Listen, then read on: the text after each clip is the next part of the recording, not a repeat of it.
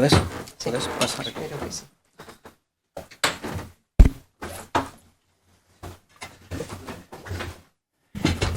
Bueno, buenas tardes al público, minoritario como casi siempre en la poesía, pero es la inmensa minoría, que diría Juan Ramón. Y bueno, es un placer abrir en la Fundación Universitaria Española. Hemos organizado alguna actividad anterior de poesía, el aula de poesía Rafael Morales. Le hemos dado ese nombre porque Rafael Morales estuvo bastante vinculado a esta fundación. Yo lo quería mucho, además, también. No fui alumno suyo, pero sí que le sustituí cuando era ayudante en las clases que daba, si no recuerdo mal, en la especialidad de románicas y modernas, ¿no? Y luego ya dando clases, recordaba ahora Cristina, las clases de poesía del siglo XX, lo llevé una vez ya jubilado a que diera una charla, ¿no? Él recitaba de una manera muy especial, ¿no? Pero y verdaderamente ya había publicado, creo que su último libro, Poemas de la Luz, palabra que me parece un libro maravilloso. Y le dimos ese nombre. Luego Rafael nos legó parte de legado de unas obras de teatro que tiene, todavía inéditas, ¿no?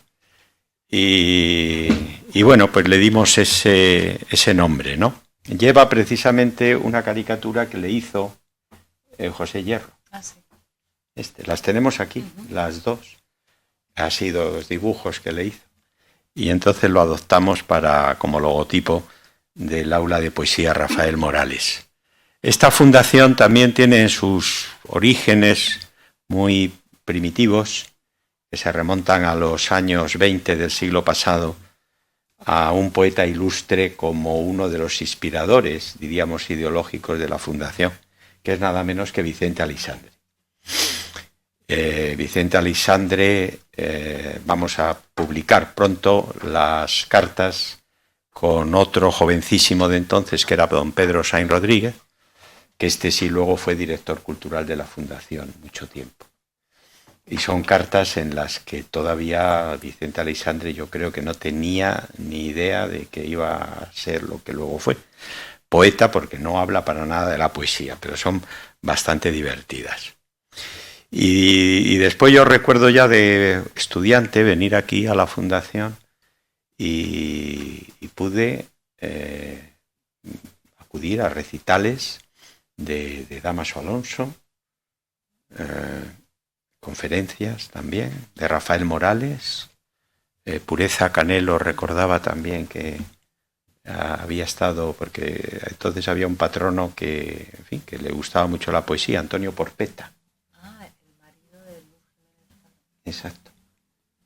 Yo no lo conocí, pero que eso lo digo como, bueno, es un poco el humus poético que también tiene la Fundación Carmen Conde. Carmen Conde, porque claro, también estuvo muy vinculada con Cayetano Alcázar, que tenemos por ahí un retrato suyo, casado con Amanda Junquera, ¿no? O sea que hay ahí una relación, ¿verdad?, que une la fundación con la poesía, y para el 27 vamos a publicar todas las cartas de Sainz Rodríguez y de Luis Morales Oliver con cada uno de los poetas del 27. Salvo Alberti y Lorca, todos los demás están representados, ¿no? Y José Antonio Llera, que es uno de los directores, junto con Rafael Morales Barba, de la aula de poesía, va a dirigir un congreso que esperamos que sea estupendo, en noviembre, ¿no, José Antonio? Noviembre. 19 y 20. Epistolarios poéticos, ¿no? Epistolarios poéticos. De la cultura hispánica del siglo XX. Entonces, que lo sepáis también, que va a haber esta actividad. Además, está abierto, ¿no?, la convocatoria, sí, para que...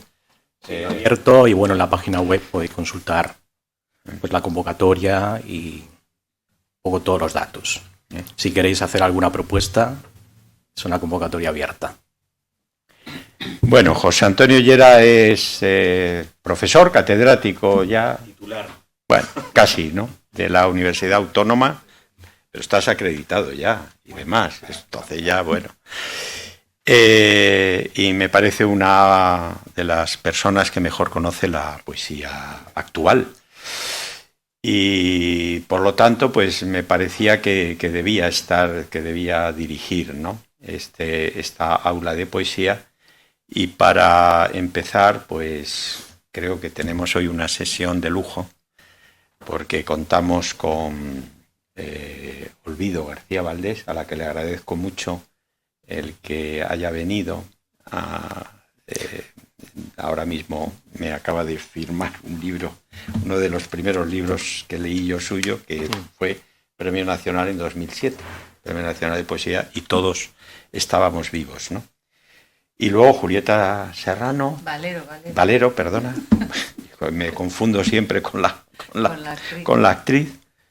Y Cristina Sanz, que han tenido también muy buena relación. Julieta me recordaba también sus clases. Cristina, poco más joven también, en la Complutense. De modo que es un placer teneros aquí para lo que gustéis decirnos y leernos y recitarnos de vuestra obra poética, como poetas de hoy que sois. Muchas gracias.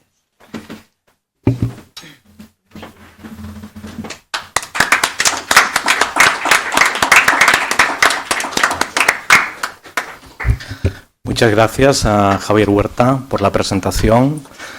Os quiero dar la bienvenida esta tarde al aula de poesía Rafael Morales. Queremos que sea una aula, desde luego, abierta y atenta a la poesía de hoy. Y con esa idea tenemos esta tarde a 3 poetas a los que voy a presentar muy brevemente. En primer lugar, Olvido García Valdés, que reunió buena parte de su poesía en 2008 bajo el título de Esa polilla que delante de mí revolotea. Y después van a llegar otros títulos, como Confía en la gracia. Es una poesía, diría yo, que tiene una serie de constantes, como la extrañeza, la fragilidad del animal humano, la morada interior, la naturaleza. Pero a mi modo de ver, lo interesante de la poesía de Olvido es que no se puede limitar, no se puede reducir a criterios temáticos, a bloques de contenido. Yo creo que en la poesía de Olvido lo fundamental es una manera de mirar, una mirada, y cómo esa mirada produce o genera una sintaxis también muy singular y una respiración y un ritmo también muy particular. Además de eso, yo creo que la poesía de Olvido es una poesía que tiene una atención muy interesante hacia las voces que vienen de fuera, de las voces anónimas, esas voces desconocidas que se van incorporando al poema. Es una cazadora de voces, diría yo, donde el poema no solamente es un espejo del yo que habla, sino que es también un espejo del otro, de alguna manera, que se va incorporando también al poema. En definitiva, se trata de una escritura, y ahora lo vamos a ver, que va del vuelo y lo diurno, me parece, a la inmersión del pájaro, lo aéreo, al pez, a lo profundo. Os dejo con Olvido García Valdés.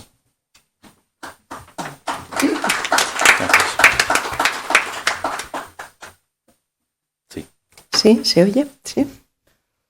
Bueno, buenas tardes. Es un placer estar aquí en la Fundación Universitaria Española y en el aula de poesía Rafael Morales.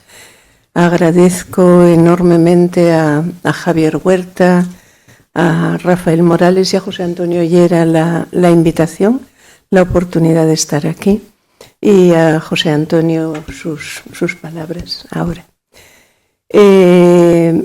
Es también un gusto compartir esta velada con Cristina Sanz, a la que no conocía, y con Julieta Valero, a la que conozco desde hace muchísimos años, y agradecerles a ustedes su presencia.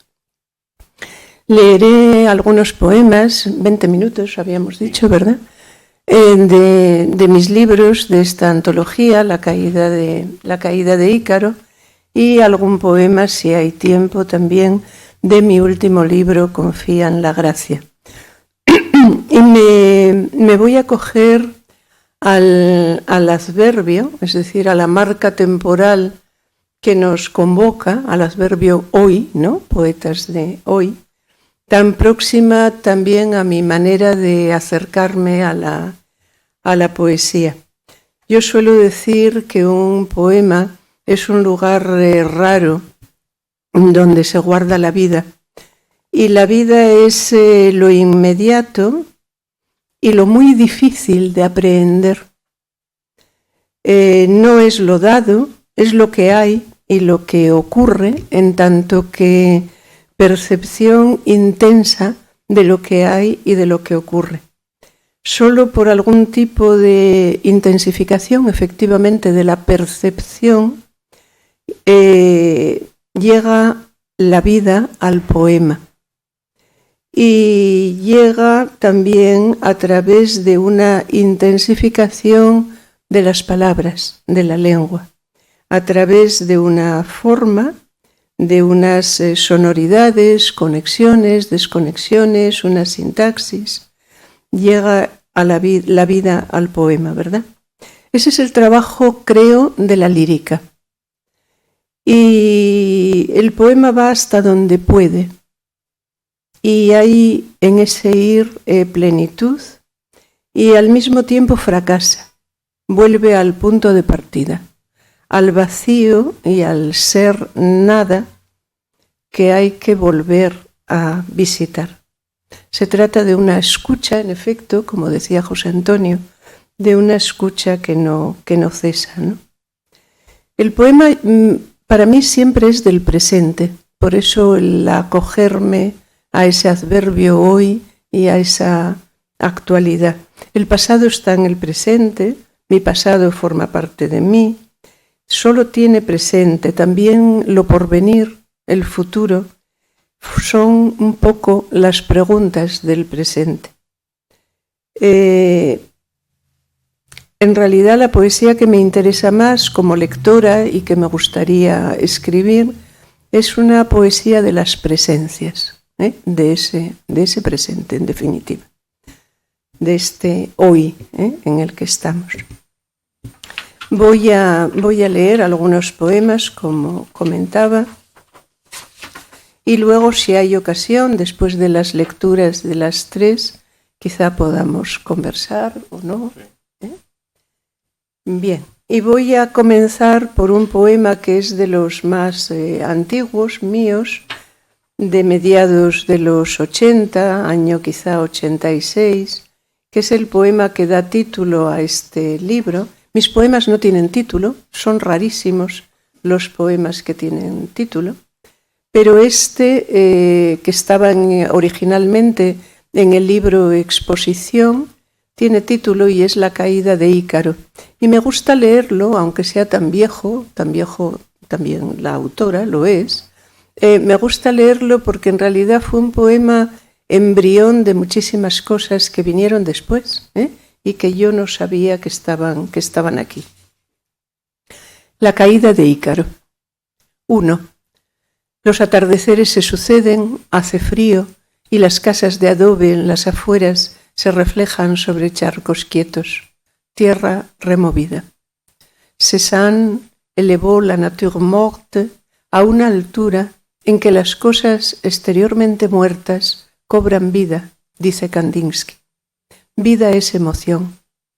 Pero quedará de vosotros lo que ha quedado de los hombres que vivieron antes, previene Lucrecio.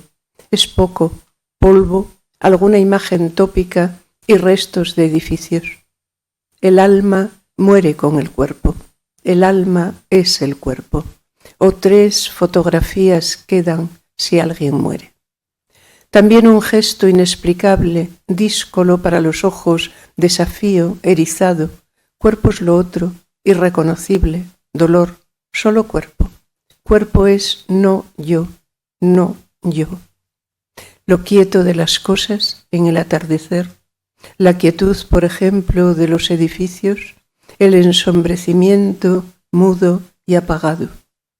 Como ojos, 2 piedras azules me miran desde un anillo. Los anillos cuidadosamente extraídos al final, como aquel de azabache y plata, o este otro de un pálido, pálido rosa. Rostros y luces nítidamente se reflejan en él. En la noche corro por un campo que desciende, corro entre arbustos y choco con algo vivo que trata de ovillarse, de encogerse. Es un niño pequeño. Le pregunto quién es y contesta que nadie. Esta respiración honda y este nudo en la pelvis que se deshace y fluye. Esto soy yo y al mismo tiempo dolor en la nuca y en los ojos. Terminada la juventud, se está a merced del miedo. 2. Verde, verde, agua, marrón, todo mojado, embarrado. Es invierno.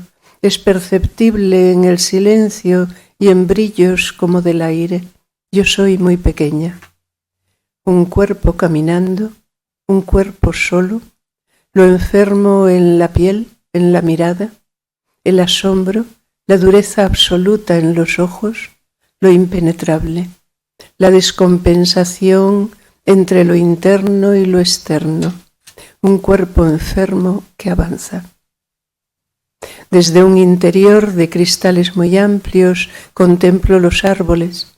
Hay un viento ligero, un movimiento silencioso de hojas y ramas, como algo desconocido y en suspenso, más allá, como una luz sesgada y quieta, lo verde que hiere o acaricia, brisa verde. Y si yo hubiera muerto, eso sería también así.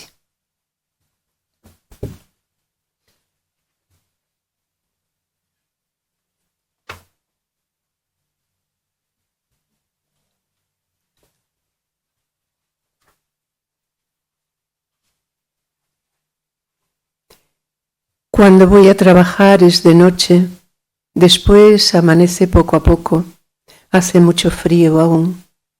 A menudo en el cine me parece oír lluvia azotando el tejado, como si no hubiese lugar donde guarecerse. Hoy alguien en un sueño dijo: «Ten, en esta garrafa hay agua limpia, por si toma moho la del corazón».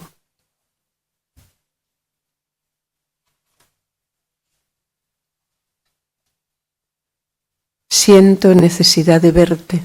Háblame de maíz, del azul de sus plantas. Hay un lugar donde vivo contigo. En él la cigüeña camina como si cabalgara lentamente. Me viene la palabra visío, allí donde no llega el sol.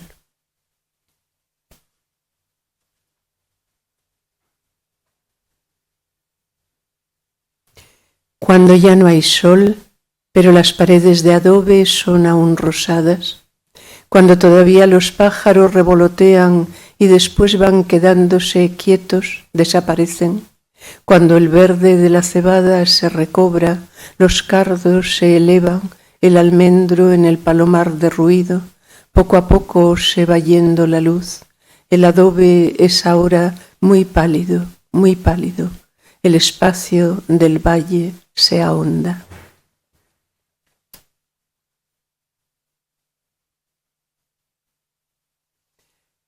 Las flores de algunos árboles, recién brotadas, son como caracoles verdes, árboles invadidos de infinitos gusanos, levedad de materia. Me da miedo la luz, lo quieto de la luz, el hueso de tu sien contra la mía. Voy siguiendo un poco el orden cronológico de los libros, siempre con esa idea del presente en el poema.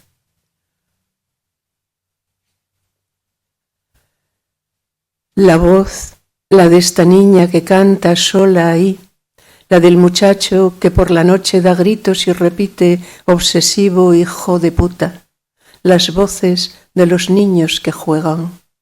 Intransitiva voz, en el mundo, cuerpos autómatos que a diario veo y que no veo, chillidos veloces de vencejos en el anochecer.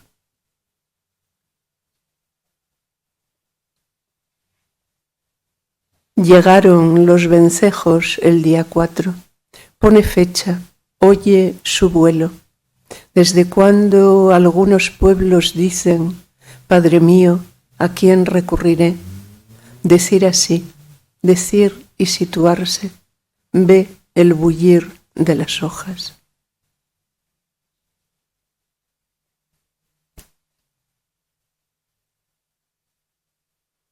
Este conocido temblor de las hojas con la brisa y este verde de abril como un vómito en la luz. Suficientes aún las antiguas palabras. No percibe el cadáver dulzura ni calor y sí, en cambio, el silencio y el frío, puesto que se percibe lo que se es. Discontinua vivencia, porque todas aquí somos iguales. Como mirlos y mirlos esbeltos en el canto y en el negro intercambian sonidos. Acepta la vida, el acorchamiento de la vida. Desecha la vieja ibris. Nada pierde quien muere, nada gana tampoco. Es nítido el sonido tras la lluvia.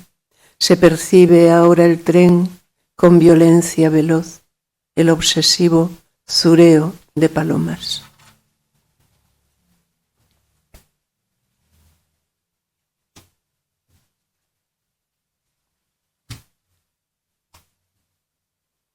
Es raro que seamos tantos en el mundo, tantos en esta ciudad, y que no haya nadie, casi nadie, a quien no mentir. Ayer leía fragmentos de prosa autobiográfica. Alguien se describía salvaje o masoquista en un desierto africano y hablaba con un ojo puesto en su salvajez, así decía, y otro puesto en Europa. Resultaba curioso que no hubiera manera de tomárselo en serio. Qué distinto hablaría, pensé, una mujer, ciertas mujeres cuyos nombres me vinieron a la cabeza, o qué bien ese otro modo de no contar las cosas y contarlas que algunos hombres tienen si no son en exceso afirmativos o mercaderes. No mentir, no mirarse el ombligo, no ser delicuescente, no llegar al decálogo.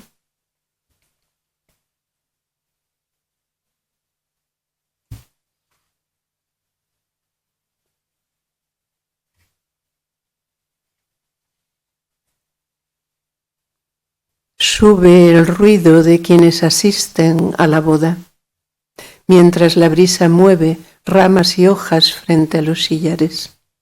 Si en vez de verlo y ver el sol dorando bajo las piedras y las hojas, viera solo una foto, sillares, pináculos y un trocito de árbol, todo bajo la luz, me perdería, además de la brisa, la móvil levedad de las hojas, los vencejos chillando, las voces que me excluyen, la sombra que casi imperceptible se desplaza, la vida, cómo suena, su fugitivo ojo.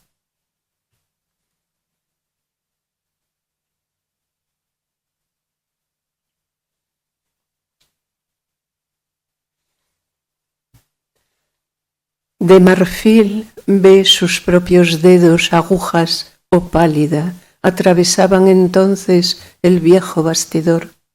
Debe, pues que le falta el término, decir flores, pues que no sabe el nombre de ese tallo como meñique en el que brotan mínimos dientes añil. Césped cubre los túmulos. Un adjetivo busca, efecto de un calor cuya ausencia produce el mayor frío. Una punzada y piel quebradiza.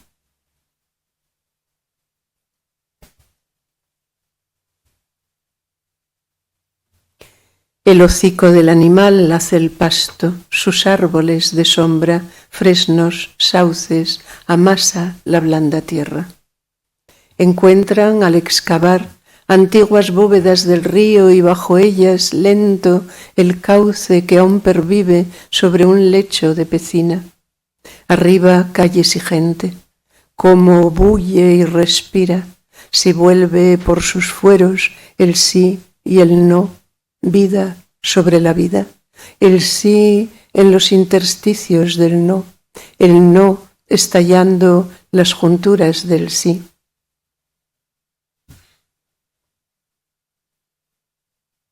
Un par de poemas aún de esta antología.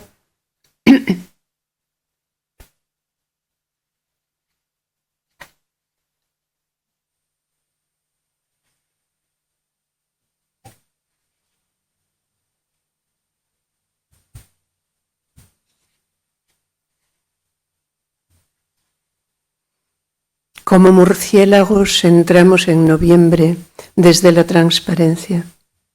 Tejados y un lienzo de ladrillo que absorbe cuando llueve, densa el agua, pero ahora es pálido como desvanecerse, como sustancia desvaneciéndose, de la naturaleza, de los afectos, de lo que ocurre o no.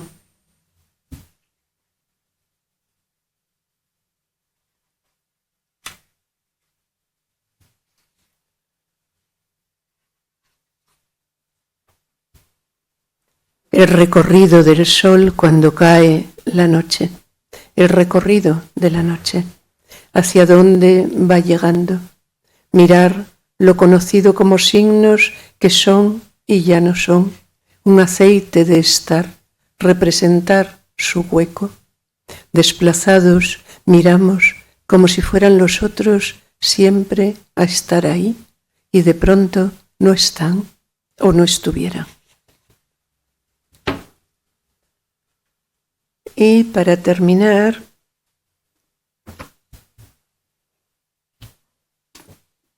vamos bien, ¿no? Del tiempo. 20 minutos da mucho de sí, ¿eh? Mis poemas son breves, de todas formas. 2 poemas de Confía en la Gracia. Por ejemplo, este, del comienzo de la apertura del libro, diríamos, aunque no es el primero.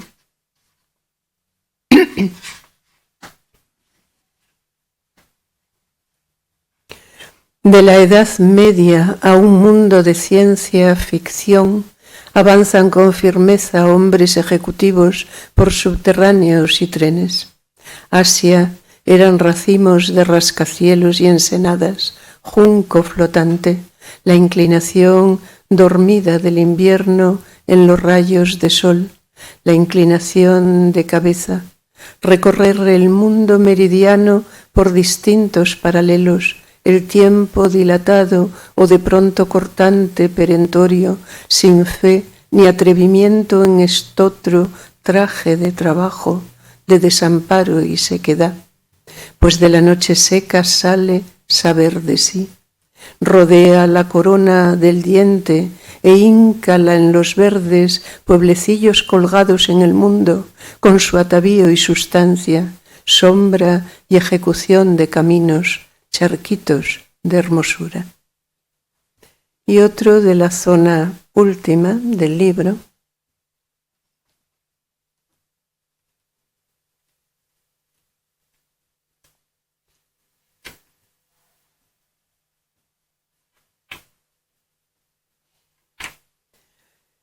No puede escribir la percepción del verde agudo de la cebada por tierras palentinas, un 18 de abril, con sol y cielos lechosos.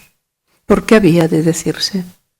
Porque los fragmentos y los sueltos de conversaciones que escucha se refieren al pasado. Hablan de gentes que quien habla conoció. Mencionan lugares, momentos. Momentos quiere decir instantes de la vida. O alguien cuenta, siempre lo he hecho, mi trabajo fue servir mesas. Se trata de un poeta, escribió pocos libros, no ganó premios, su pelo es lacio, duro y abundante, gris sobre los ojos negros. La lírica habla de instantes, trae cosas, hace, deja quizá fuera sentimientos, trabaja percepciones, puede y no puede. Su materia es el tiempo que no hay. Lo que está y se mueve como un tren rápido, un avión, dice cerro, greda, verde, árboles florecidos. Dice cementerio, madre, padre. La lírica es de lo que no hay. Hay la percepción del verde, la percepción. Muchas gracias.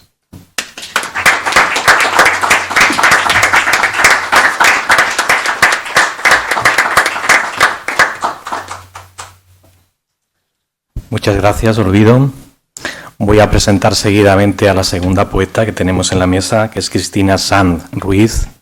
Que yo sepa, Cristina tiene publicado un único libro, Demens, que fue Premio Internacional de Poesía Antonio Gala, pero ha publicado también poemas en revistas, seguro que tiene algún inédito que igual, no sé si le apetece leernos luego. Bueno, antes decía Olvido que para ella la poesía tiene que ver con el presente, con el tiempo, y en Demens, el libro de Cristina, yo creo que tiene que ver con la memoria, fundamentalmente, ¿no? Y cómo la memoria permite narrarnos, permite construir nuestra identidad, y aquí, en este caso, la poeta es testigo del Alzheimer de la madre. Fundamentalmente, el libro gira en torno a esto, ¿no? Cómo la poeta cuida la planta que tiene el mismo nombre de la madre, la Begonia latior, cómo la poeta le compone una nana a la madre, o también observa con humor cómo esa enferma es capaz de crear un lenguaje propio, como si fuera una poeta dadaísta, ¿no? En un momento dado. Entonces, es capaz, diría yo, de, frente a la agnosia, frente a la afasia, de convocar un idioma universal y primitivo, que es el idioma del tacto y de la ternura. Se pregunta quiénes somos cuando dejamos de ser, y la poeta reconoce en sí misma los gestos y las costumbres heredadas de la madre, impresas en su identidad. Y de esa forma restaura, en cierto modo, el hilo del yo narrativo y la memoria perdida. ¿Tienes la palabra, Cristina? Muchísimas gracias, José Antonio. Muchísimas gracias a la Fundación Universitaria Española, a Javier Huerta, a Rafael Morales Barba, a José Antonio por su presentación. Yo no sé qué algo bueno he hecho para merecer estar acompañando, no acompañada, porque siento que estoy acompañando de dos grandes poetas a las que he leído, trabajado, admiro, teniendo yo pues una obra, claro, Olvido ha tenido que elegir mucho entre toda su producción poética. Cuando yo vengo aquí pues con este pequeñito texto, que es el único que está editado, y además vengo sintiéndome un poco también intrusa de alguna manera, porque si Olvido se fijaba dentro del título que nos convoca hoy aquí, que es Poetas de hoy en el adverbio, pues yo me voy a fijar en el sustantivo poeta, que es algo con lo que no me siento identificada. Soy como una poeta a mi pesar, o una poeta por accidente. No sé si se puede ser poeta por accidente, pero casi me siento un poco así, y de esa manera es difícil, siendo una poeta que llega a la poesía porque siente que no le queda más remedio, tener una poética o tener una estructura teórica en la que basar sus propios textos.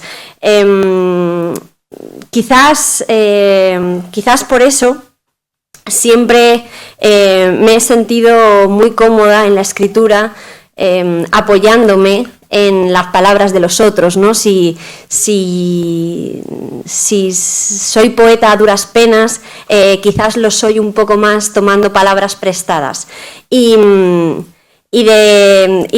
por eso quizás el poema con el que quiero iniciar esta lectura es un poema con el que me siento muy cómoda, porque afortunadamente la mitad de los versos no son míos. Entonces esto siempre pues ayuda al poeta que siente que no es tal. Se titula, es un poema inédito de un poemario anterior a Demens, que se titulaba Oquedades, que fue finalista del premio Adonais, pero que luego no se publicó, y bueno, pues este poema ha quedado un poco ahí perdido en tierra nadie. Se titula Res non verba. Tu amor me pesa, abocada a la certidumbre de que un día no estarás. Nadie será entonces refugio, ni me mirará como si fuese, feliz juego de la edad tardía, otro milagro de la primavera. Hoy me fijo en tu cojera o en las manos que te tiemblan, en medio del humo que forma el tabaco, y resuena en mi cabeza el olmo viejo hendido por el rayo, etc., ya sabes, todos los versos compartidos desde aquellos primeros cuentos. Y el día en que me toque subir al alto espino, cuando la sombra del ciprés te alcance y estés debajo del almendro, iré a pasear con Anita y José Arcadio, con Kutuzov, Sorel, Mersol, Maximiliano. Volará quizás una bonita milana, el cuervo Jacobo. Cantarán conmigo esta elegía tejida a tantas manos. Que por mayo era por mayo, pensando en ti como ahora pienso, las palabras entonces no sirven, son palabras. Tú me llamas, amor, yo cojo un taxi, que tenemos que hablar de muchas cosas. Aquel de buenos abrigo, amado por virtuoso de la gente, polvo será, mas polvo enamorado. Tanto amor y no poder nada contra la muerte. Dichoso el árbol que es apenas sensitivo. ¿Qué faré yo que será de mi vi?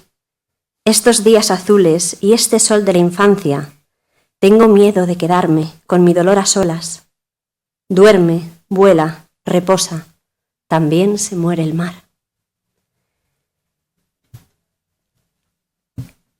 Y ahora sí que quisiera, creo que la memoria efectivamente articula muchos de los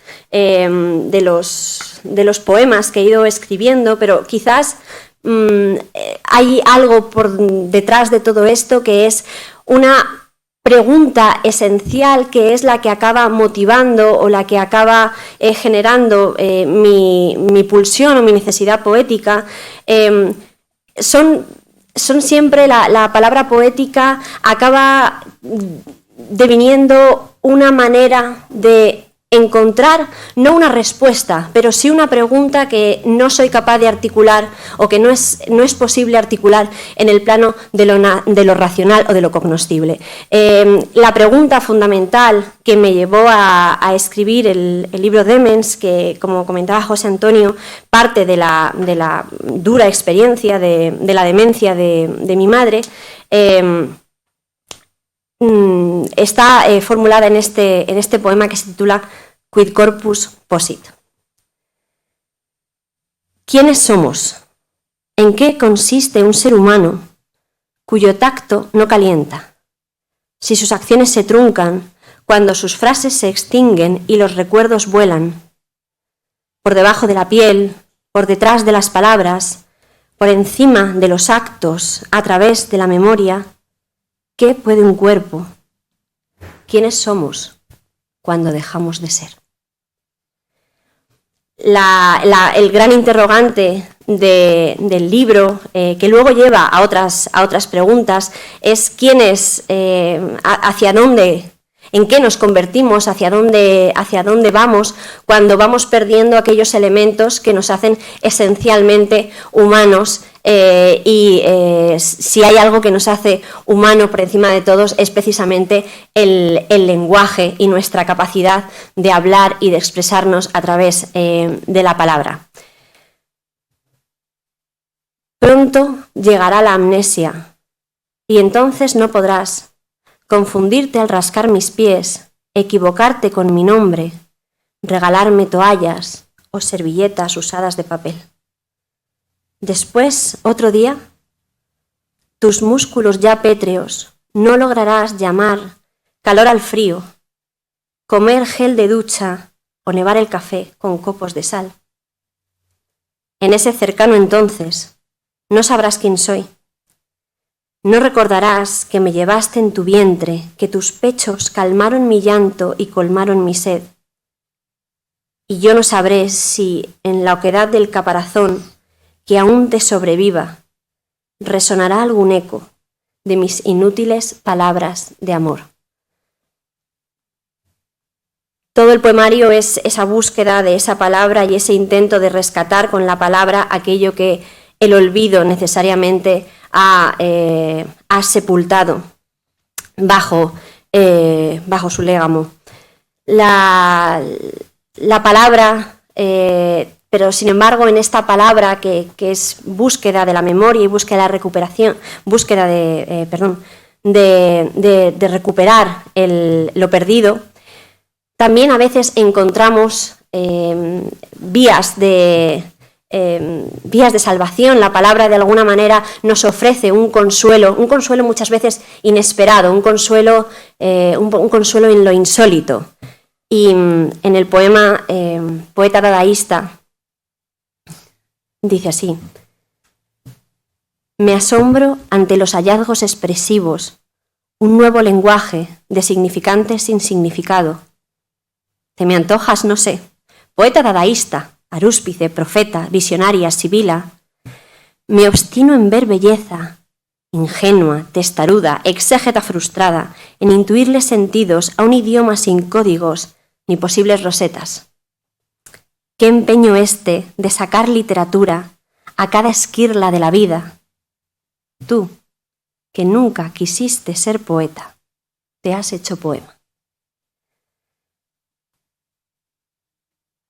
La gran paradoja que se presenta en la enfermedad es otra de esas grandes preguntas que quizás me atenazaron durante el tiempo que mi madre pasó por este estado, y que tiene que ver con la relación con la belleza y con la literatura, con cómo ante algo que es un hecho tan devastador, ¿no?, tan destructivo, de pronto hay de alguna manera, y hay una culpa en ello, por seguir viendo belleza, por seguir encontrando hermosura en estas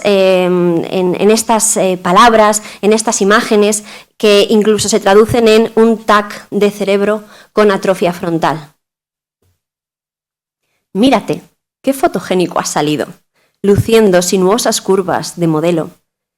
Me admiran tus intrincados rizos modernistas, simétrico encuadre, un lienzo para Alphonse, recovecos donde Gustave haría dormir sobre un manto de flores bañada en oro a una ninfa. O quizás es eso, hogar de nereidas, laberinto de amarfiladas suculentas, arrecife de coral, exuberantes anémonas. Que no te engañe la belleza. Cuidado con los pececillos que alimentas.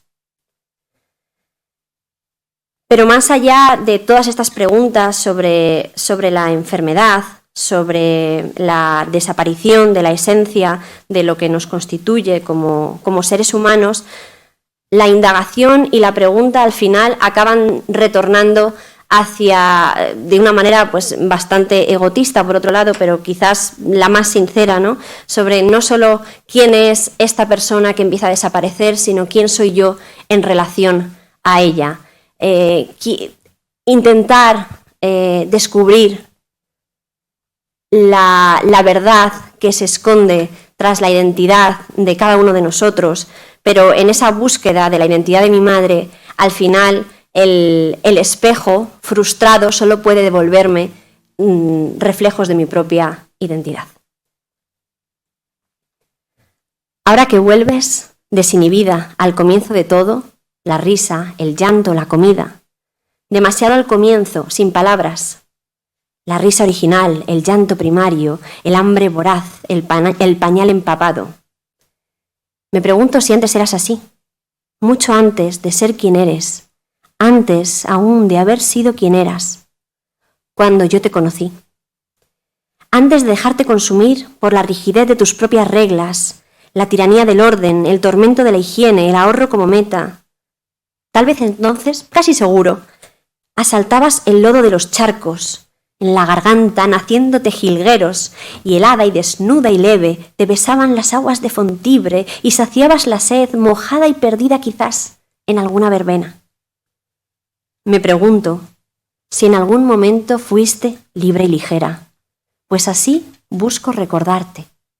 No como te recuerdo, no como eras mientras yo he sido, no como fuiste, como tuviste que ser alguna vez, una luz de pasión desordenada.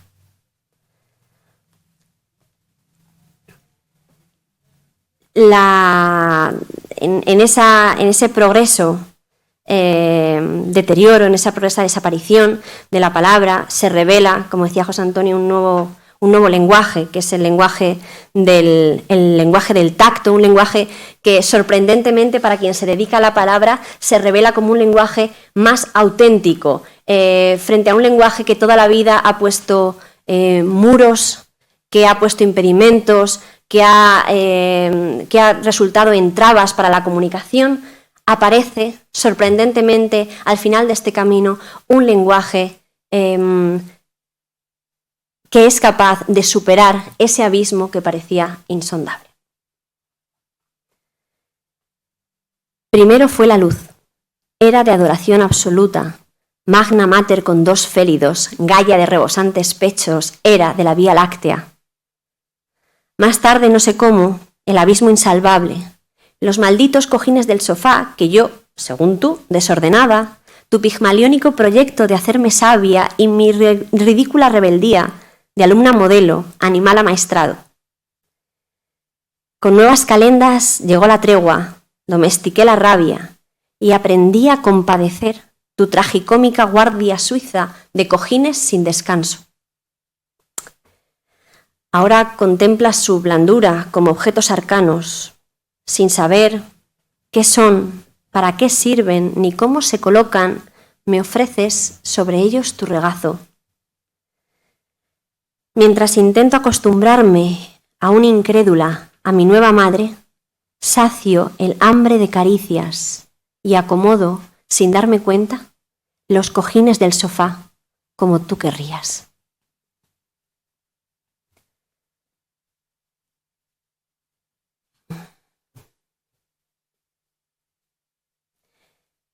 ¿A qué dioses ofendimos, madre? Con los míseros castillos que erigíamos en la arena, ¿qué tan gran soberbia trajo el castigo de los absurdos dioses? De tu lengua venía mi lengua, pero un castillo se hizo torre. Nuestras bárbaras voces dejaron de unar canciones. ¿Cuánto tiempo, oyendo sin escucharnos, hablando sin entendernos? Ahora, solo ahora hemos vuelto a comprender. Con un lenguaje muy anterior a todos los lenguajes, con la lengua de los gatos que se frotan y se lamen, por fin ahora, sin palabras, en el idioma de las pieles, nos narramos el amor con nuestro roce.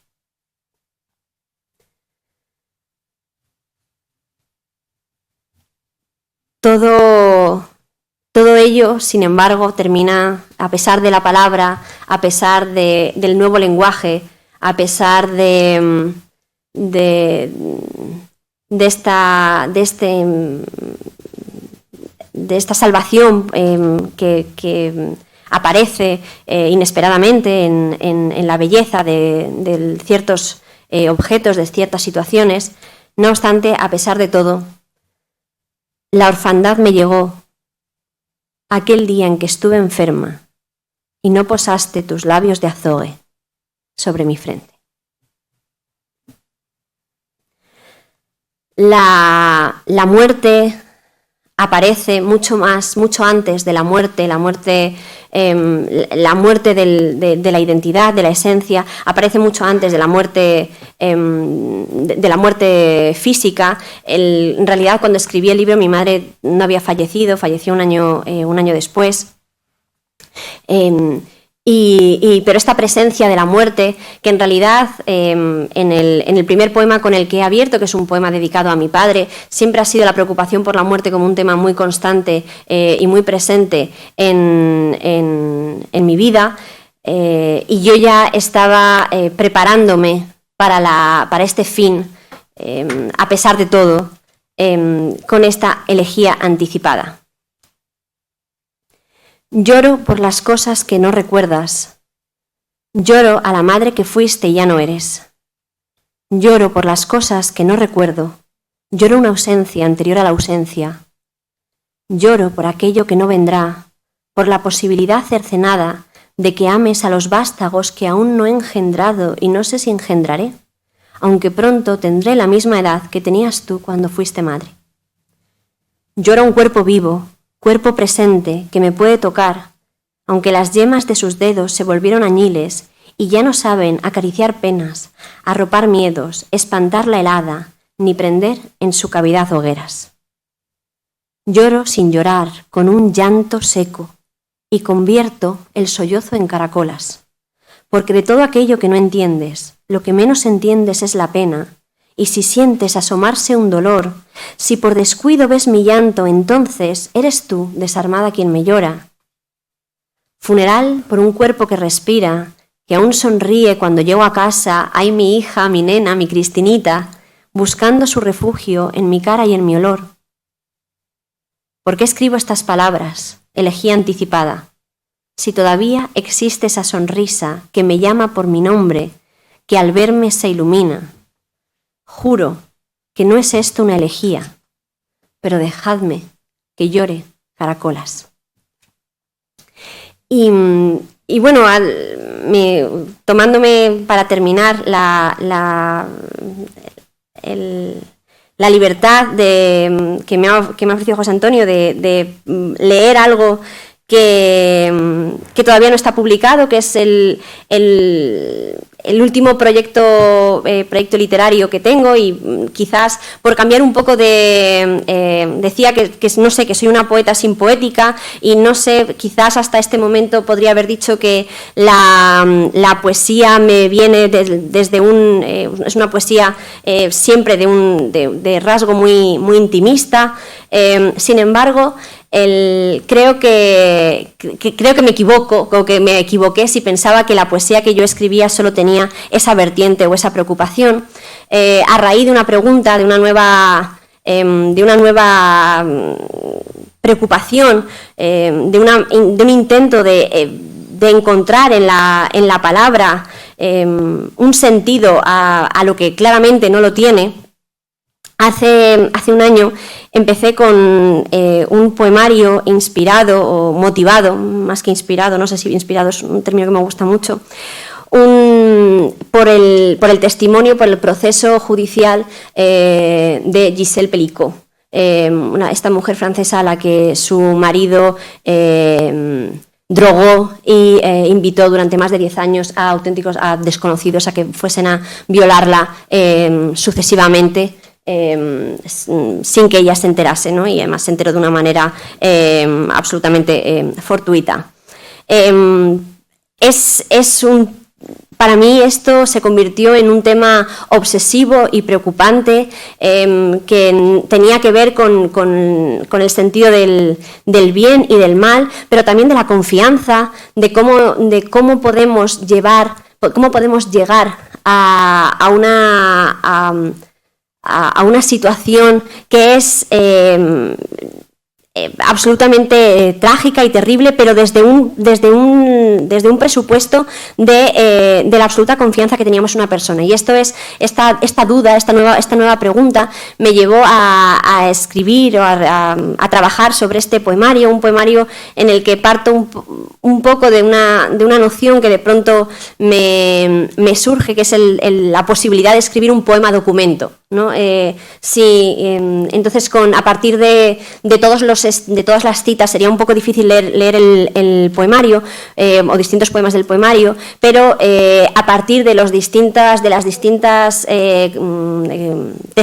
testimonios de Gisèle Pelicot, pero también de su marido, de los acusados, de los expertos, de todo este proceso que duró muchísimos meses, hace un año y medio, se fragua este texto, y voy a leer para terminar un poema documento que lleva por lema estas frases de Madame Pelicot, que dicen respecto a su marido: es un tipo estupendo, ni por un solo segundo podría haber dudado de este hombre, habría puesto ambas manos en el fuego por él.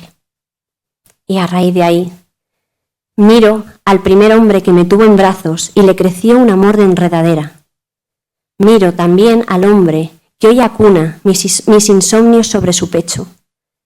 Miro al hombre que me sostiene, miro al hombre que me impulsa, miro al hombre que me cobija, miro al hombre que me ayuda, miro a los hombres que admiro, a todos los hombres que quiero, a todos los que me han querido. Son tantos y tan buenos. No podrían. Luego pienso, él también fue mirado así. Y con eso, muchas gracias.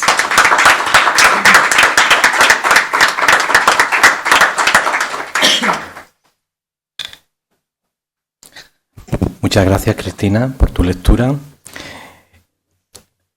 Por último, tenemos a Julieta Valero. Antes, cuando nos encontramos esta tarde, Julieta y yo, él le citaba Los heridos graves. Hasta qué punto para mí este libro fue una revelación, ¿no? Un libro muy importante en la poesía española, un libro de 2005. No era su primer libro, el primer libro, si mal no recuerdo, El altar de Rocías Parados, de 2003. Pero este es tu segundo libro con el que yo me topé, y sobre todo con un poema, La canción del empleado, que a mí me conmovió profundamente, ¿no?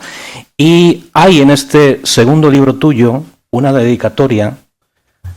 Parte de esa dedicatoria dice: a mi padre que me enseñó a jugar al póker.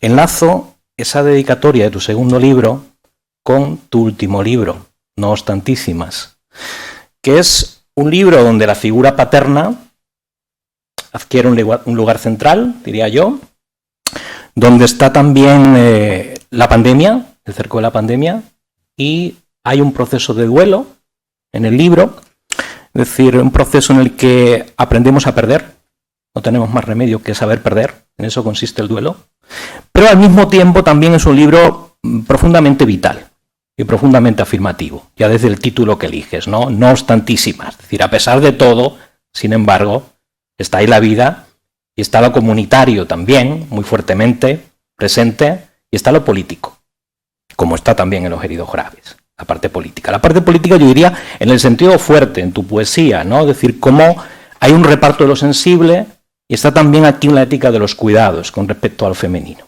Me parece ver o entrever eso, ¿no?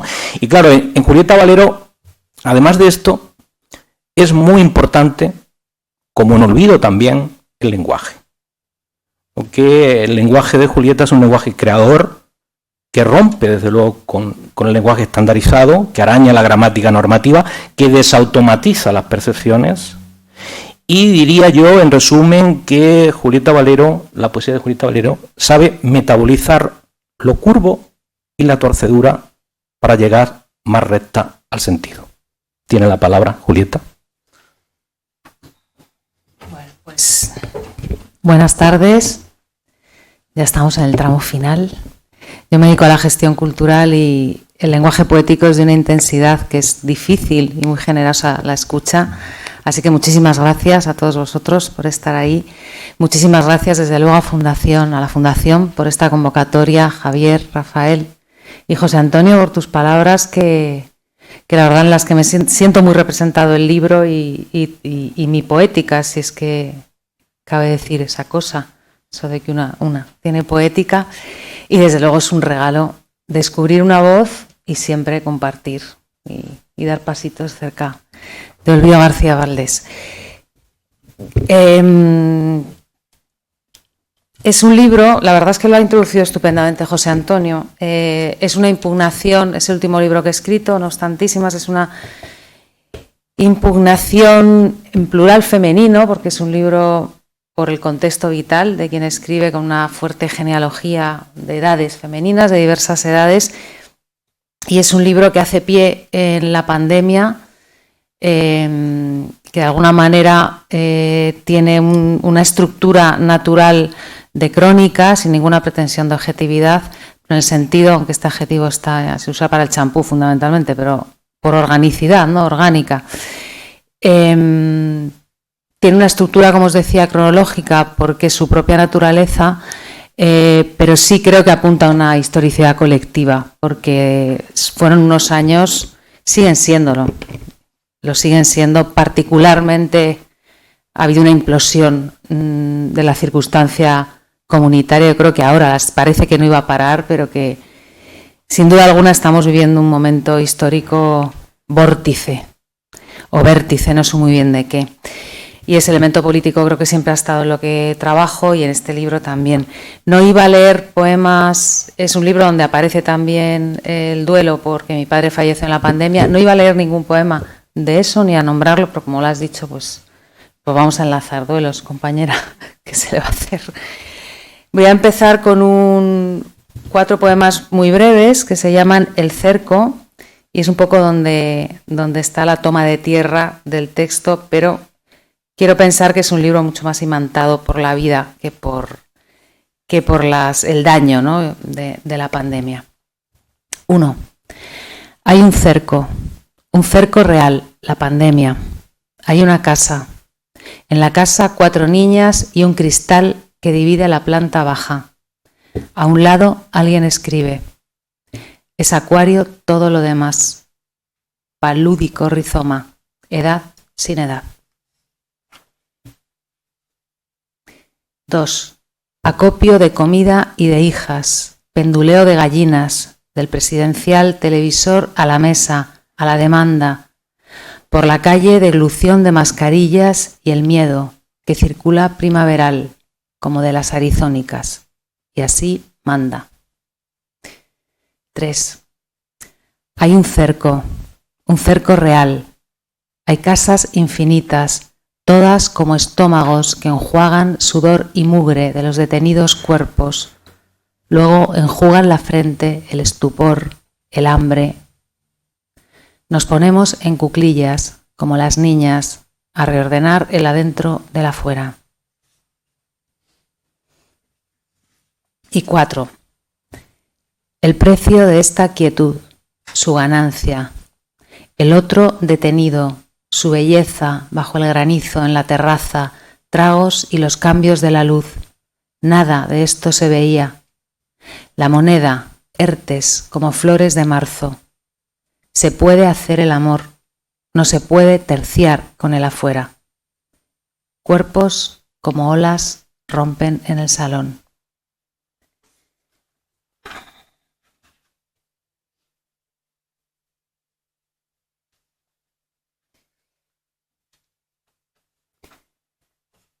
Ahora todo puede suceder a cada instante. Se escucha esa voz, pero se está fetal, enroscado de nido, de calor, de pautados refrescos.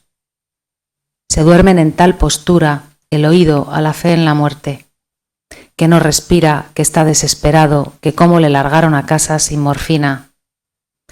Mi perrazo magnífico de final, tiemblo yo, late la colosal anciana ciento humana. Llora el cachorro mientras pela su hueso.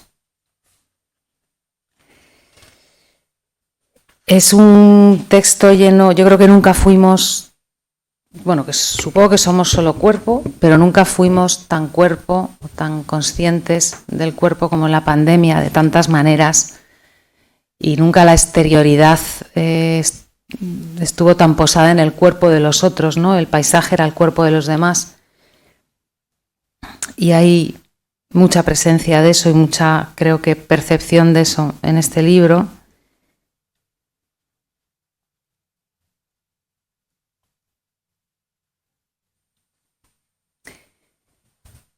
Y también mucho exceso de autopercepción en ese tiempo, ¿no?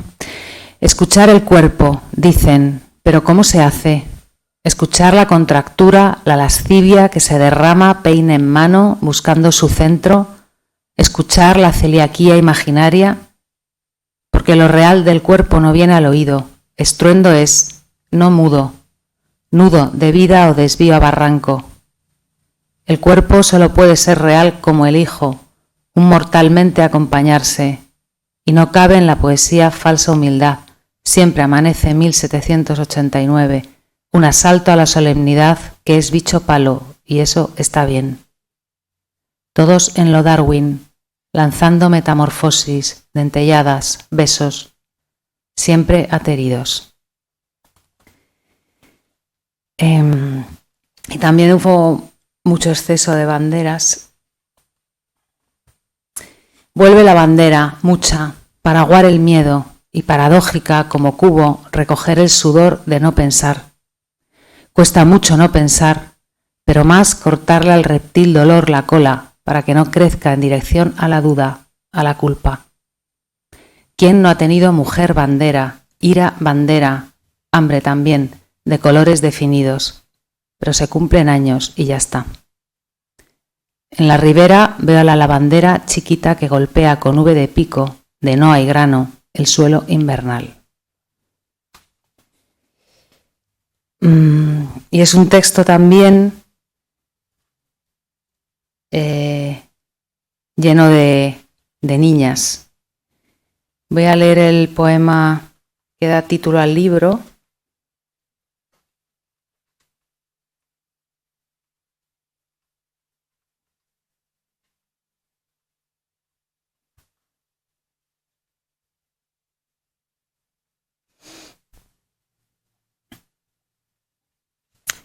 Verano bicho. No obstantísimas de cualquier deterioro, el cuerpo de estas niñas bajo el agua, aspersión de la risa, banda sonora la chicharra, y los turnos por la hamaca cosa excelsa, el principio del libre mercado. Largos los ojos del caballo recibiendo todos los grados y todas las horas del día. Estas niñas no son pasivos sujetos, sino la vida a salvo del verbo, orgiásticas de voluntad cumplida en el mero respirar. El texto, este texto, una secreción de quien contempla, hígado para la temporalidad.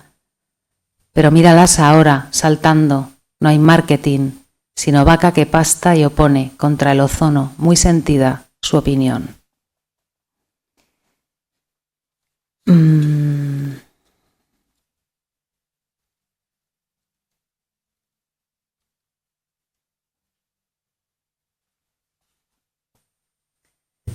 La hija va deprisa, la niña no, ella es curiosa, naturalmente se demora, por siempre quizá, fuera de la máquina que hay en todo, ya lo nota. Perspectiva madre acodada al Niágara contemplativo de su cuerpo por días, un sol neoliberal la fecunda constante. La codicia es en ocasiones bella y es celosía, filtra, mirada de amor que riega transitiva, es en efecto un orden. Corazón que hacia su delante descarrila. Y leo dos más, yo creo. Y hay una última sección en el libro que se llama Las mujeres. Voy a leer dos de ahí. Las mujeres 1. Después de hacer el amor, el paisaje es del cuerpo y el cuerpo nutre el paisaje, tú no. El cuerpo de al lado, el cuerpo con el que se duerme, dicta el volumen del mundo toda la noche. En voz baja la curvatura de la cadera, la mano exangüe, la boca y su hilo de humedad. Algo de patera en cada amanecer. Hay que nadar la confusión hasta que se recuerda el vínculo presente, su orden. Hay que escalar el gesto, el lenguaje. Pone el índice en su ombligo, cum laude de la iluminación. Ella abre los ojos, pregunta qué hora es.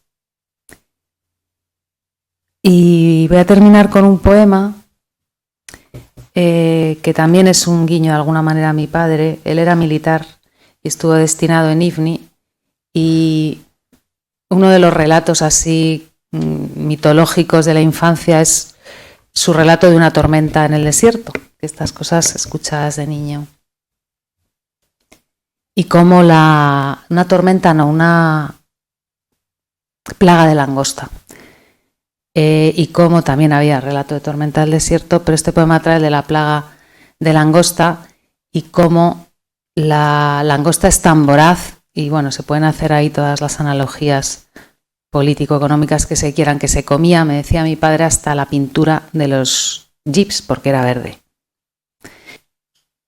Y con este pequeño guiño me despido. Las mujeres 2. Las mujeres se mueren más, con el útero cerebral, con la cabeza que sembrara un bíblico pib, de no ser por la codicia en el aire, por su langosta que se come el sentido primordial, toda forma de vida. Las mujeres pierden todo. La langosta lo come todo, me contaba mi padre, destinado en el desierto.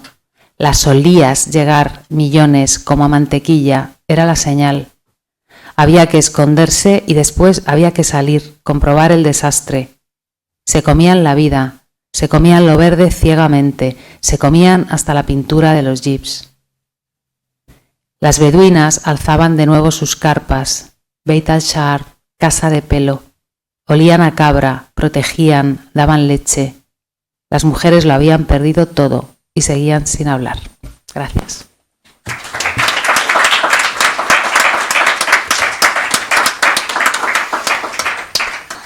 Muchas gracias, Julieta. Se abre ahora un coloquio. Tenemos la oportunidad de preguntar a Olvido, a Julieta, a Cristina. Seguro que están encantadas en respondernos.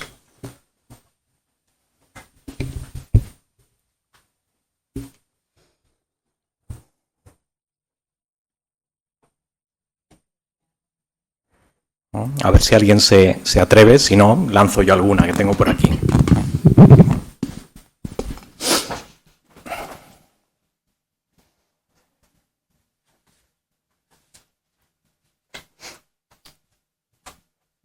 Venga, voy yo entonces, porque parece que no se anima nadie. Para Olvido y para Julieta y después también para Cristina.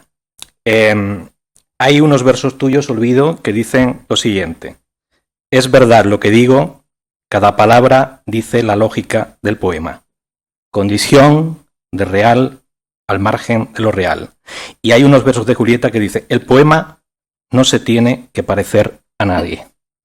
Generalmente los que nos dedicamos a enseñar poesía, y Cristina enseña poesía, muchas veces el alumno te pregunta, ¿qué dice el poema? ¿Qué comunica el poema?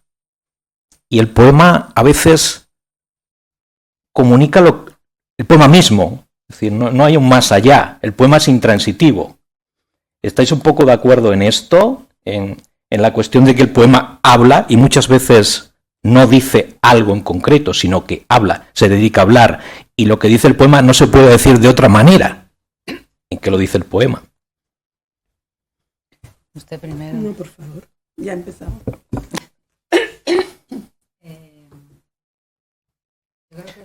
Que el poema es intransitivo desde su perspectiva y que el poema desde luego que transmite sentido, pero no un sentido unívoco. El poema es simplemente generativo y su capacidad de generar es infinita como lo son los acercamientos al texto. No sé, se han dicho tantas, hay tanta inteligencia puesta en hablar de la forma que tiene de ser la poesía. Yo voy a citar aquí a la autora, por apuntar algo más, creo que se puede añadir alguna cosa más, pero me he acordado antes cuando hablaba Olvido de una cosa que aparece en lo tuyo y que a mí siempre me ha parecido, la he sentido absolutamente cierta, es un lugar donde no se miente. No sé si es tuyo o si es traído por ti, Mío. pero es Mío propio. verdad. Olvido. Ay, José Antonio. Esto no es Menudo lío os he metido. esto no es una pregunta para un final de lectura y 5 minutos de coloquio, sino para un seminario, ¿no? Un seminario, por lo menos. pues, Un seminario, habrá que por lo hacerlo, menos. habrá que O sea, hacerlo. que venga, lo hacemos, ¿no? Es verdad lo que digo, cada palabra dice del poema la lógica del poema. ¿Es eso lo que has citado? No es mío. Igual que lo de la poesía es un lugar, no sé cómo es la Donde frase. no se miente. Sí, donde no se miente, eso sí que lo incorporo. Esto no es mío porque en realidad es cita literal, está tomado de esos versos y también los que siguen, de un libro que para mí fue fundamental en mi formación, que leí en los años 90, que es un clásico, La lógica de la literatura, de Kat Hamburger. Está publicado en estos libros de tapas negras de Visor. Y es un libro extraordinario, sobre todo, habla también del teatro, habla de la narrativa, pero para mí lo central fue lo de la poesía. Es muy complejo, no voy a entrar ahí. Y voy a detenerme, sí, en lo del poema como algo intransitivo, decías, ¿verdad? Y decía Julieta que el poema es intransitivo en sí mismo, ¿no? Pero yo diría más, yo diría que el poema es intransitivo a secas. Por lo menos desde la perspectiva desde la que yo escribo y desde la perspectiva desde la que leo muchos poemas que me interesan radicalmente. ¿Qué quiere decir eso? Quiere decir que quien habla ahí en ningún momento busca quién le va a escuchar. En ningún momento le interesa quién le va a escuchar. O sea, eso ni existe. Eso no está, ¿no? Y cuando leemos, yo qué sé, un poema de César Vallejo, que tú, por ejemplo, tienes muy presente y que tú citabas, Cristina, cuando leemos algunos poemas de Vallejo, es de toda evidencia que nunca tuvo en la cabeza para nada a dónde iban a parar esos poemas. Porque si lo hubiera tenido en la cabeza, no serían los que son. No sería él quien es, ¿no? Entonces, a mí, desde luego, los lectores, infinito respeto por los lectores, incluso afecto, agradecimiento, lo que haga falta, pero me traen al fresco. Esa es la cosa. Desde el punto de vista de la escritura, quiero decir. Es decir, la escritura nace como una necesidad en determinados momentos. Por ejemplo, yo desde que acabé Confía en la Gracia y se publicó en el otoño de 2020, no he vuelto a escribir poemas, que es una situación curiosa, porque nunca me había pasado.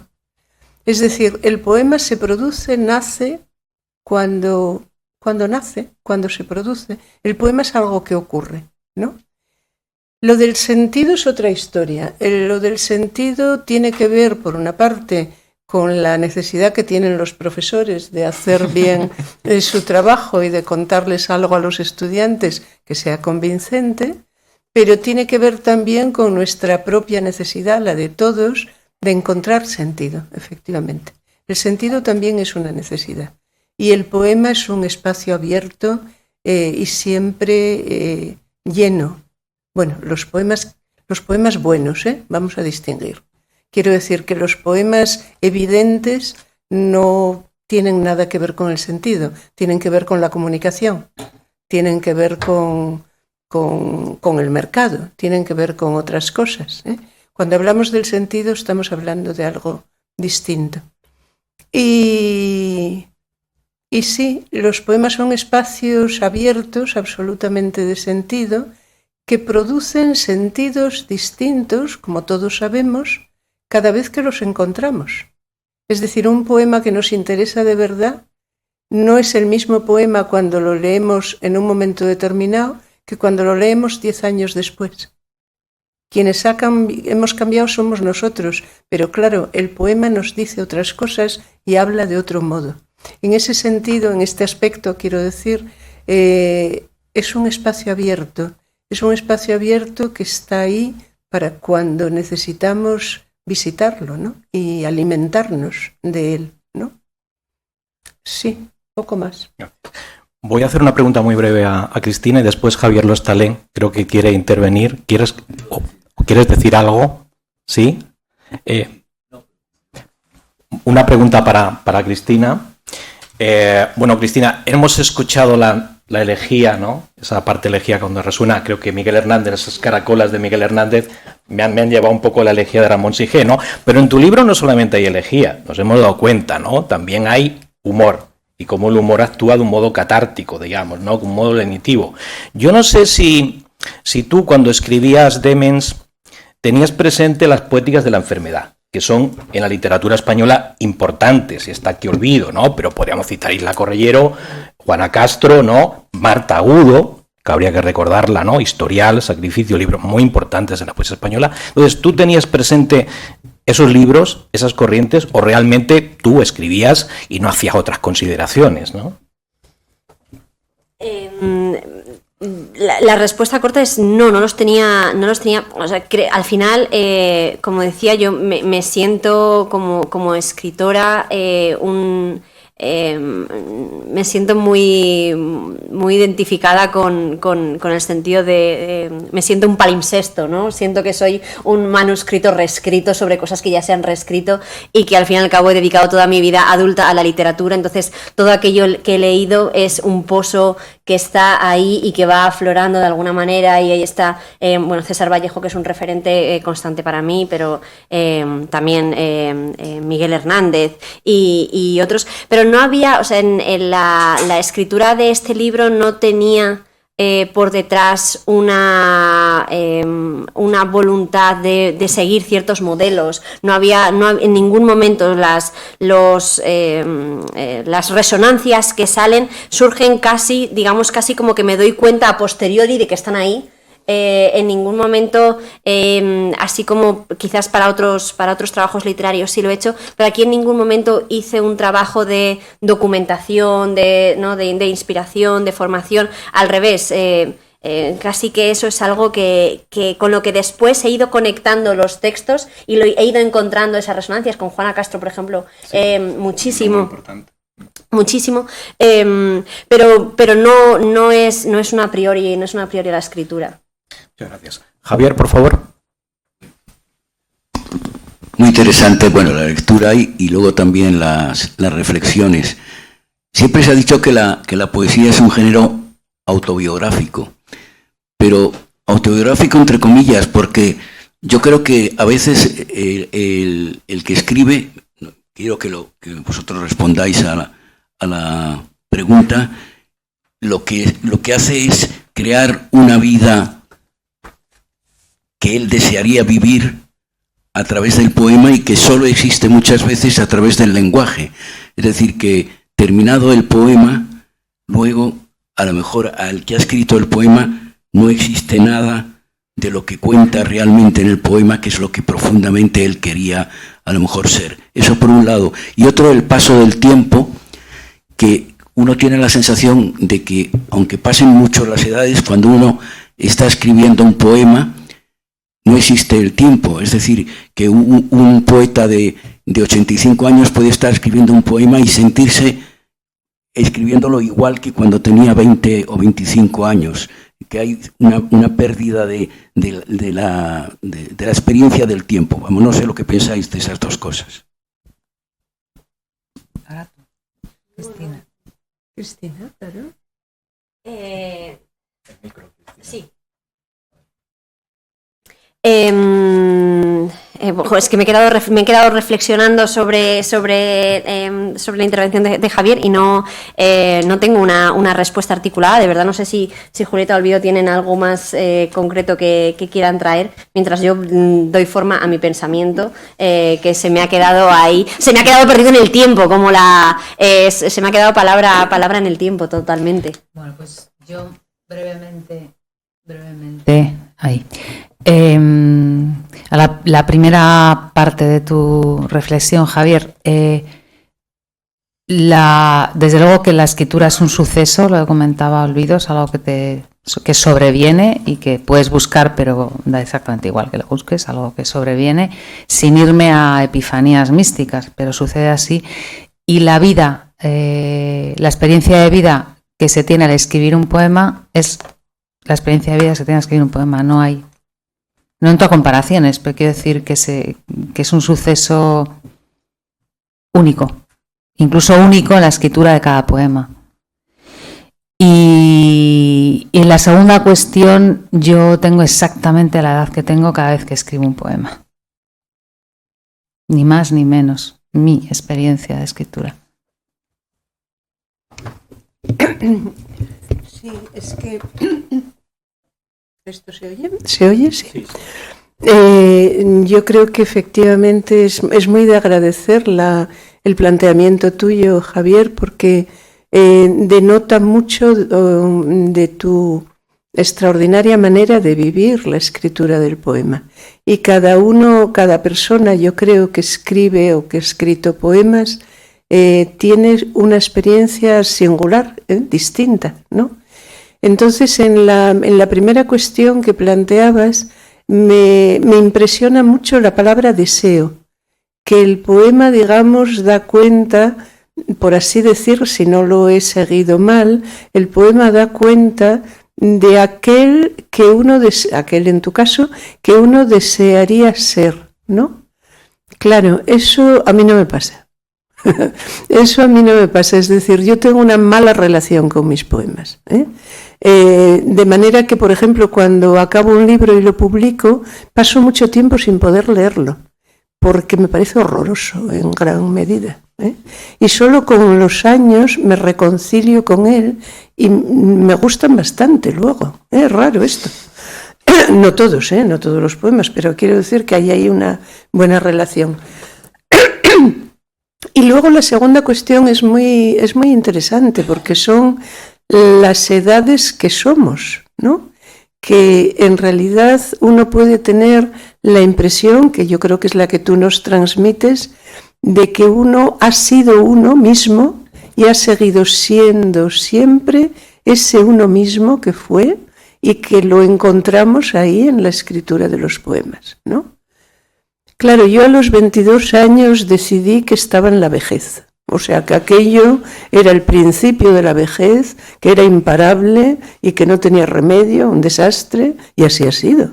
Total, total. Entonces, como puedes comprender desde esa perspectiva, no hay manera de razonar conmigo, ¿sabes? Estaba en Barcelona, cumplí 22 años, 2 de diciembre del 72, en Barcelona, y dije, bueno, esto es la vejez. Y claro, así ha sido. ¿Alguien más para finalizar? ¿Cristina?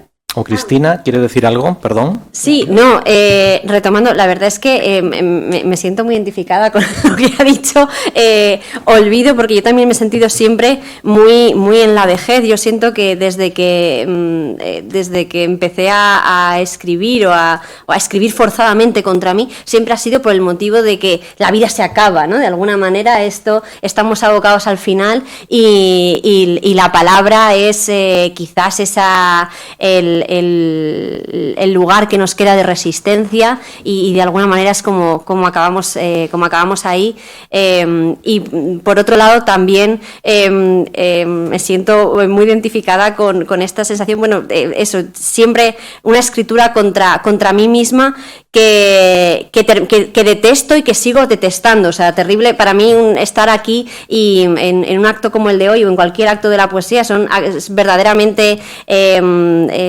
valiente, aunque resulte esto un poco sorprendente, porque yo detesto todo lo que he escrito. Ojalá lo pudiese quemar en una pira, ¿no? Esa sería como la catarsis suprema. Lo he escrito, lo he dejado, lo he publicado, porque en el momento en el que lo publicas es cuando ya existe y entonces adquiere una cierta entidad, con lo cual puedes librarte de ello, pero una vez que me he librado de ello, ya por favor no volver nunca más, y que se quede ahí en un rincón del olvido. No sé si me pasará que me reconciliaré después con el paso de los años, pero de momento, y me pasa que además, hablando de si somos los mismos, si somos quienes escribimos en el momento, me pasa que siento que todo lo que he escrito en un momento determinado de mi vida ya no refleja la persona que soy en este momento. Entonces me cuesta mucho defender textos o defender ideas que yo misma he sido, que yo misma he plasmado, porque en este constante cambio siento que ya no estoy en ese lugar, y que de hecho es como si esos textos ya no tuviesen absolutamente nada que ver conmigo. No sé si esto tiene mucho sentido, pero... Gracias, sí. Pedro.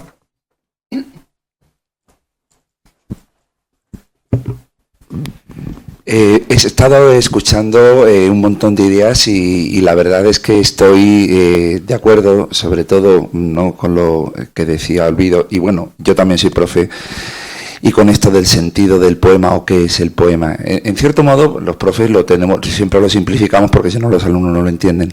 Un poema es la expresión de la subjetividad, pero es que hay muchas subjetividades, es que somos muy distintos. Entonces, unas personas están muy apegadas a su pasado, evocan el pasado, recuperan el pasado, se conectan con su infancia, etcétera. Y otras personas, como decía Javier, ¿no?, en cierto modo proyectan en los poemas un ser que no han podido ser, ¿no? Porque cada uno tenemos también una relación distinta con nosotros mismos. Hay gente que está encantada de haberse conocido y que extiende sonetos al portador.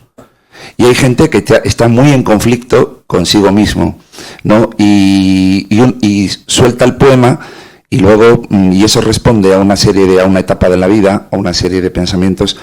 Pasa el tiempo y a lo mejor, como dice Olvido, te reconcilias. O no, y a veces te peleas, ¿no? Yo he escrito muchos poemas, pero solo tengo un libro publicado. ¿Por qué he pasado de publicar? ¿No? Y he pasado de publicar en muchos casos, aparte de por el follón y porque no se vende y porque das un zapatazo y salen 300 poetas saltando, ¿no? Porque en realidad también comparto lo que habéis dicho, ¿no? Me parece horroroso. Me parece horroroso. Voy a dejarlo. Y es cierto que pasa el tiempo y muchas veces te reconcilias un poco contigo mismo, con tu pasado, ¿no?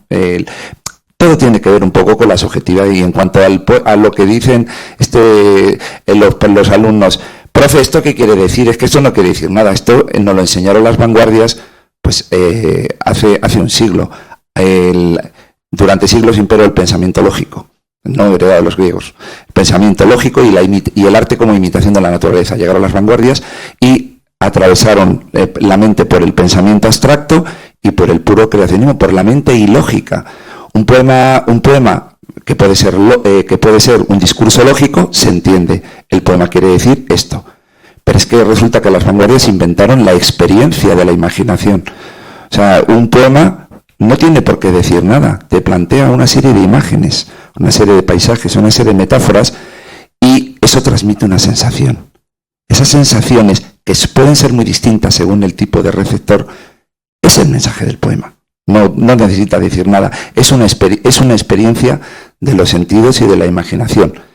Eso sí se tiene, claro, porque hay muchos que no tienen imaginación. Entonces dicen, esto no hay quien lo entienda, no hay, entonces déjame de rollos, ¿no? Pero por eso la poesía tiene tantas voces, tiene tanta multiplicidad, porque es que somos muy distintos y cada uno tenemos una relación muy distinta con nosotros mismos, nuestra vida, nuestro pasado, y nos fijamos en multiplicidad de detalles que nunca coinciden, ¿no? Y en eso, pues, estamos todos. O sea que muchísima enhorabuena a las tres poetas, porque me ha gustado mucho muchas ideas que habéis dicho. Muchas gracias. Tenemos que dar por finalizada ya esta lectura, este encuentro. Agradezco mucho a Olvido, a Julieta y a Cristina su presencia esta tarde, y también a vosotros, a vosotras. Muchas gracias.